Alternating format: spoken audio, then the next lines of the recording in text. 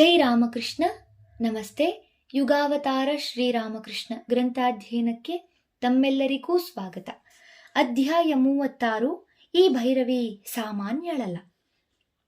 ಹೀಗೆ ಎಲ್ಲಿಂದಲೋ ಬಂದ ಭೈರವಿ ರಾಮಕೃಷ್ಣರನ್ನು ಸಂಧಿಸಿದುದು, ಅವರನ್ನು ಗುರುತು ಹಿಡಿದುದು, ಬಳಿಕ ದಕ್ಷಿಣೇಶ್ವರದಲ್ಲೇ ನೆಲೆ ನಿಂತುದು, ಇವೆಲ್ಲವೂ ನೋಡಿದವರು ವಿಸ್ಮಯಗೊಳ್ಳುವಂತೆ ನಾಟಕದೋಪಾದಿಯಲ್ಲಿ ನಡೆದು ಹೋಯಿತು.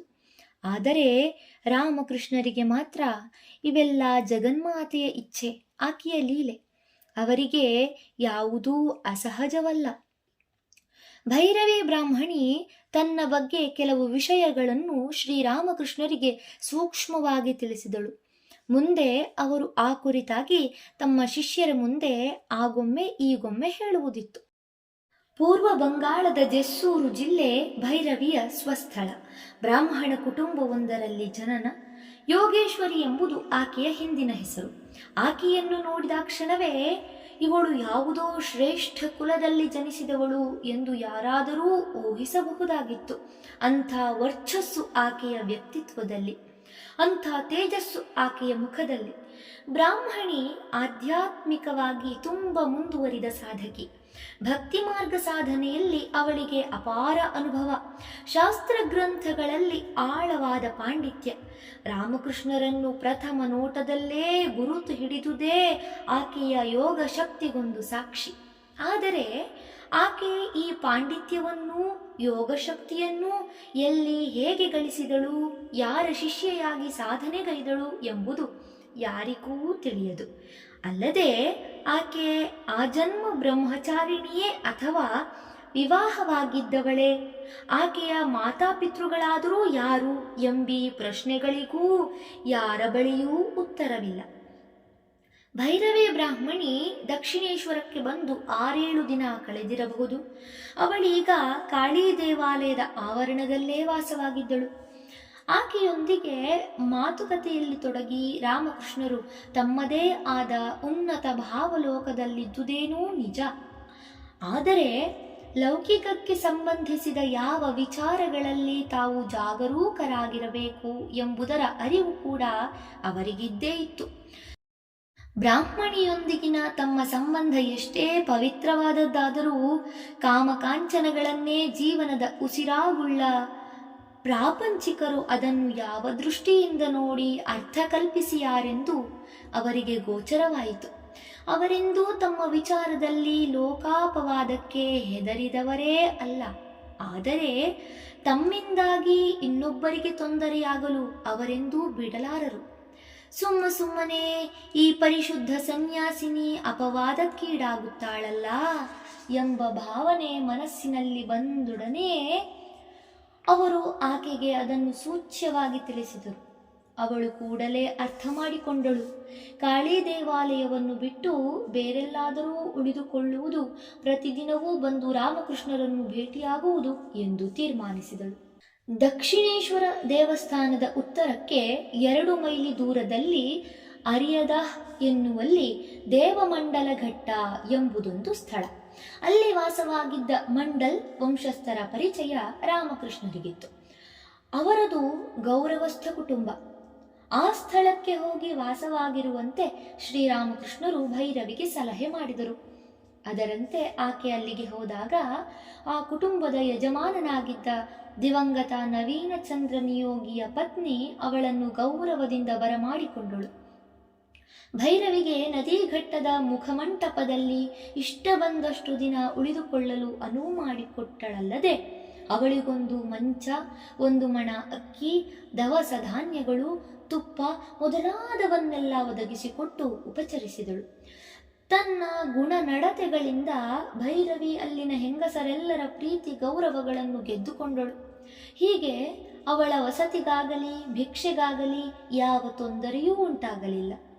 ಅದಕ್ಕಿಂತ ಹೆಚ್ಚಾಗಿ ಅಲ್ಲಿನ ಜನ ಸುಸಂಸ್ಕೃತರಾದ್ದರಿಂದ ಜನರ ನಾಲಿಗೆಗೆ ಹೆದರಿಕೊಂಡು ಬದುಕಬೇಕಾದ ಗತಿ ಅವಳಿಗೊದಗಲಿಲ್ಲ.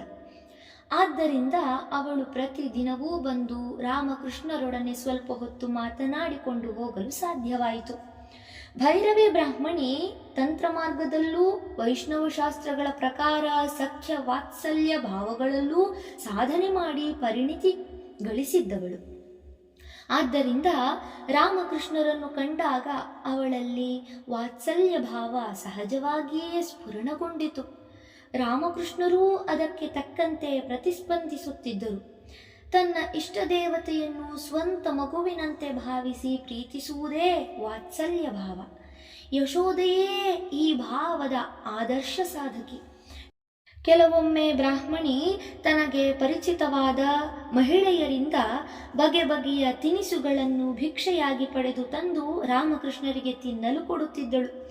ಒಂದೊಂದು ಸಲ ಭಾವಭರಿತಳಾಗಿ ಕೈಯಲ್ಲಿ ಬೆಣ್ಣೆಯನ್ನು ಹಿಡಿದು ಕಣ್ಣೀರು ಹರಿಸುತ್ತಾ ಗೋಪಾಲ, ಓ ನನ್ನ ಗೋಪಾಲ ಎಂದು ವ್ಯಾಕುಲತೆಯಿಂದ ಕೂಗುತ್ತಿದ್ದಳು. ಅದೇ ಸಮಯಕ್ಕೆ ಸರಿಯಾಗಿ ದಕ್ಷಿಣೇಶ್ವರದಲ್ಲಿದ್ದ ರಾಮಕೃಷ್ಣರು ಇದ್ದಕ್ಕಿದ್ದಂತೆ ಆಕೆಯನ್ನು ಕಾಣಲು ಕಾತರರಾಗುತ್ತಿದ್ದರು. ಆಗ ಅವರು ಒಂದೇ ಓಟಕ್ಕೆ 2 ಮೈಲಿ ದೂರವನ್ನು ಕ್ರಮಿಸಿ ತಾಯಿಯ ಮುಂದೆ ಮಗು ನಿಲ್ಲುವಂತೆ ಆಕೆ ಎದುರು ಬಂದು ನಿಲ್ಲುತ್ತಿದ್ದರು. ಅವಳ ಕೈಯಿಂದಲೇ ಬೆಣ್ಣೆಯನ್ನು ತಿನ್ನುತ್ತಿದ್ದರು. ಇನ್ನು ಕೆಲವೊಮ್ಮೆ ಬ್ರಾಹ್ಮಣಿ ಎಲ್ಲಿಂದಲೋ ಕೆಂಪು ರೇಷ್ಮೆ ಸೀರೆಯನ್ನು ಆಭರಣಗಳನ್ನು ತರಿಸಿ ತೊಟ್ಟುಕೊಂಡು ಗ್ರಾಮದ ಇನ್ನೂ ಕೆಲವು ಹೆಂಗಸರನ್ನು ಜೊತೆ ಮಾಡಿಕೊಂಡು ಕೈಯಲ್ಲಿ ನಾನಾ ಪ್ರಕಾರದ ತಿಂಡಿ ತಿನಿಸುಗಳನ್ನು ಹಿಡಿದುಕೊಂಡು ದಾರಿಯುದ್ದಕ್ಕೂ ಕೃಷ್ಣನ ಕುರಿತಾಗಿ ಹಾಡುತ್ತಾ ದಕ್ಷಿಣೇಶ್ವರಕ್ಕೆ ಬರುತ್ತಿದ್ದಳು. ತಾನು ತಂದ ತಿನಿಸುಗಳನ್ನು ರಾಮಕೃಷ್ಣರಿಗೆ ವಾತ್ಸಲ್ಯದಿಂದ ತಿನ್ನಿಸುತ್ತಿದ್ದಳು. ಅವಳ ಕೆದರಿದ ತಲೆಗೂದಲು, ಭಾವೋನ್ಮತ್ತ ಅವಸ್ಥೆ ಇವುಗಳನ್ನು ಕಂಡ ಜನ ಅವಳನ್ನು ಸಾಕ್ಷಾತ್ ಯಶೋದೆ ಎಂಬಂತೆ ಭಕ್ತಿಯಿಂದ ನೋಡುತ್ತಿದ್ದರು.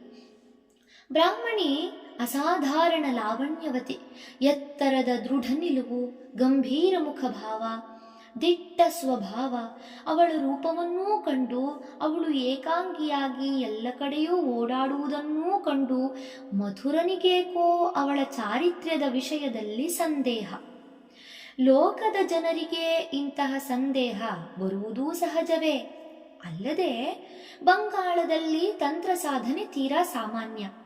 ಇದರಲ್ಲಿ ಗಂಡು ಹೆಣ್ಣುಗಳು ಒಟ್ಟಾಗಿ ಸಾಧನೆ ಮಾಡುವ ಕ್ರಮವೊಂದು ಬೆಳೆದು ಬಂದಿದೆ. ಇಂಥ ಸಾಧಕರಿಗೆ ಭೈರವ ಭೈರವಿಯರೆಂದು ಹೆಸರು. ಸರ್ವೇ ಸಾಧಾರಣವಾಗಿ ಭೈರವನೆಂದರೆ ಜೊತೆಗೊಬ್ಬಳು ಭೈರವಿ, ಭೈರವಿ ಎಂದರೆ ಜೊತೆಗೊಬ್ಬ ಭೈರವ ಇದ್ದೇ ಇರುತ್ತಾರೆ. ತಂತ್ರ ಸಾಧನೆಯಲ್ಲಿ ಜಾರುವುದು ಬೇಗ. ಆ ಸಾಧನೆಯ ಹೆಸರಿನಲ್ಲಿ ಅನಾಚಾರ, ಸ್ವಚ್ಛಂದ ವರ್ತನೆ ಇವೇ ಹೆಚ್ಚು. ಆದ್ದರಿಂದ ಇವರನ್ನು ಕಂಡರೆ ಯಾರಿಗೂ ಗೌರವವಿಲ್ಲ.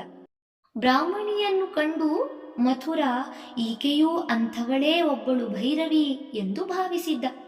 ಒಂದು ದಿನ ಬ್ರಾಹ್ಮಣಿ ಕಾಳಿ ದೇವಾಲಯದಿಂದ ಹೊರಗೆ ಬರುತ್ತಿದ್ದಾಳೆ. ತನ್ನ ಭಾವದಲ್ಲಿ ತಾನು ಮುಳುಗಿದ್ದಾಳೆ. ಅಲ್ಲಿಯೇ ನಿಂತಿದ್ದ ಮಥುರ ಅವಳನ್ನು ಕಂಡ. ಸ್ವಲ್ಪ ತಮಾಷೆ ಮಾಡೋಣವೆನಿಸಿತು. ಮುಗುಳ್ನಗುತ್ತಾ ವ್ಯಂಗ್ಯವಾಗಿ ಕೇಳಿದ, ಓ ಭೈರವಿ, ಎಲ್ಲಿ ನಿನ್ನ ಭೈರವ?